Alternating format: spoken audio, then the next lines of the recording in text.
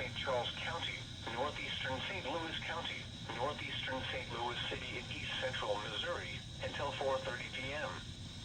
At 3:48 p.m., a severe thunderstorm was located over Glasgow Village, or over Spanish Lake.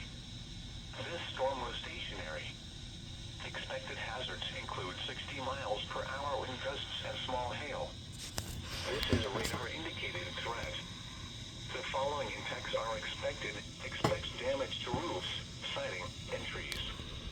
This severe thunderstorm will be near St. Louis, Spanish Lake, Glasgow Village, Madison, Bellefontaine Neighbors, Riverview, Granite City, West Alton, Hartford, and Castle Point around 3:50 p.m. Other locations impacted by the severe thunderstorm include Mitchell and Polk. This includes the following state parks: Confluence State Park. Seek shelter inside a well-built structure and stay away from windows. This storm is capable of producing damaging winds.